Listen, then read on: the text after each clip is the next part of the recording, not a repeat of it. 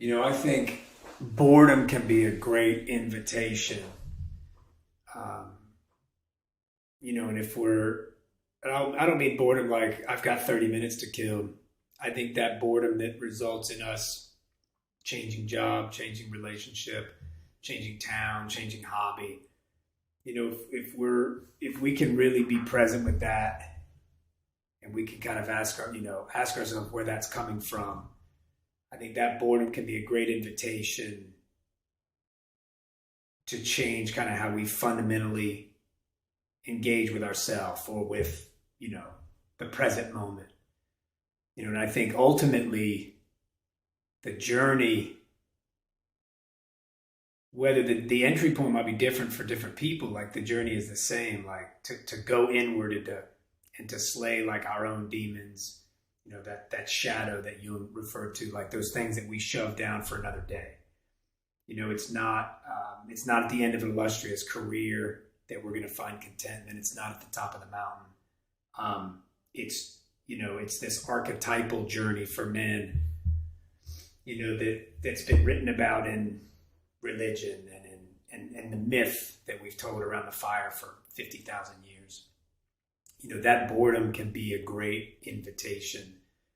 And if you're one of those who, you've changed job, you've changed career, you've changed relationship, you went from being a runner to a cyclist or a poker player to a, whatever, if you've kind of bounced around and you've still got that thirst, that hunger. And I think we, at least modern men, like we don't necessarily have that roadmap to say, oh, like this boredom is more a longing. We don't have that roadmap. We don't have those initiatory rites that maybe we had at other times in history. That boredom can be that invitation. And I think, when we start to ask ourselves those deeper questions and we start to recognize, oh, like this is an inside job. So, I've changed jobs, I've changed hobbies, I've changed relationships, I've changed towns, and I'm still the same person showing up. Some of us, my friend Bodie would say, like some of us find the work either through inspiration or desperation. And there are a lot of tools, there are a lot of great tools out there, but nothing really hit and landed for me in terms of what my inner dialogue was, that inner longing was speaking to, until becoming a father and a householder and recognizing like, yeah, it's the same version of me showing up everywhere, whether it's on a bike, on a surfboard, as a parent, as a worker, as a bored young man, whatever, like, and the invitation in, I mean, I've said like I feel like this is why religions were invented, to help us recognize like that boredom is kind of like I've gotten to the end of where I can be when my consciousness is in my head. That original sin was changing my consciousness from my heart to being in my head, and now the journey back. And the cool thing is, like, there's a quote that says the cave that I most fear to enter is the one that holds my treasure. And at least in mythology and these archetypal stories, like, that shadow that Jung talks about, like we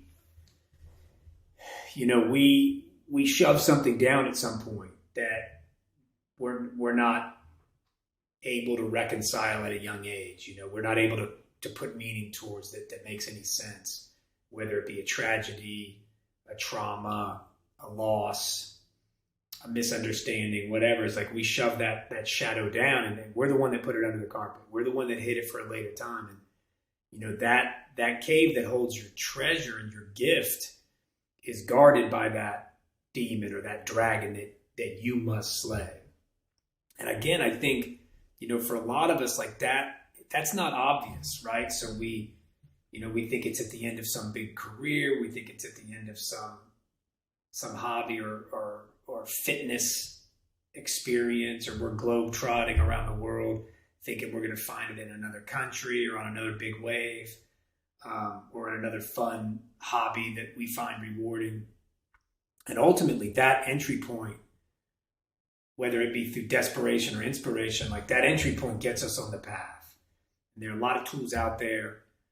whether you find the men's work, whether you find it through 12-step or therapy, um, there are tools out there that help us to recognize, okay, this is an inside journey. Happiness is an inside journey. Wherever I go, I'm the same version of myself until I start to do this work. And I think boredom is a great invitation if you can pause. Can you be quiet? Am I bored because I've got 30 minutes to kill? Or has this boredom, this longing, has this been there for decades, for days, weeks, months, years, decades? And I think there are a lot of ways that, you can slip in a puddle and land on the beginning of a path, the path inward, right? There are books, there are courses, there are tools within your community and online. You say, okay, I've got some work to do. Anything I want is going to be at the other side of, or everything I want is going to be at the other side of slaying that dragon that I put in there, that I put down there, that Jung called the shadow, or maybe Freud called the id, and that kind of archetypal journey, the Holy Grail, the King Arthur, or the Mount of, the Greek gods of Mount Olympus, it's all written, it's all written in every Hollywood story. The hero, the protagonist is going to go through trials and tribulations. And that's that digging deep and that facing that thing we don't want to face. And I think these are deathbed regrets. If you're, at the end of a long life and you're looking back and you didn't try to enter that cave, you didn't try to slay that dragon, you didn't face up to those fears. And I think there are a lot of men going to it. Men go to this every single day, every single year. They're finding deep inner work. They're finding their path in. And I think boredom can be a great invitation and introduction into that. If we can be present and recognize, it's not going to be when I start, growing my own food, or when I want to pick up kite surfing, or I want to change my career. This isn't. It's not. Those can be great. I think what can be interesting is these pursuits can be celebrated. They can be enjoyed. But if it's not scratching that itch, then it's kind of a fool's errand, and it is. It's interesting because a lot of these exploratory and these feats and these accomplishments, at least in Western culture, they can be celebrated. Wow, look at this that you did. And they can be great in and of themselves, but if they're not scratching that deep itch, and we don't have a lot of translation for what that is, only what your boredom is referencing, or what's going to scratch that. And often it's that, I got some work to do. Okay, there's a mentor, there's a guide, there's a course, there's a group, there's a community.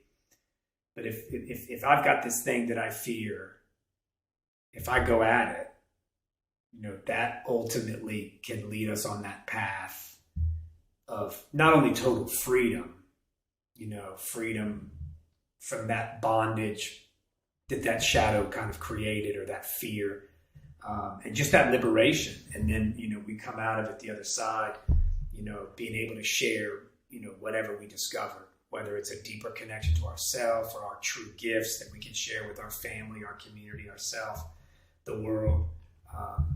And I think that boredom can be a great invitation.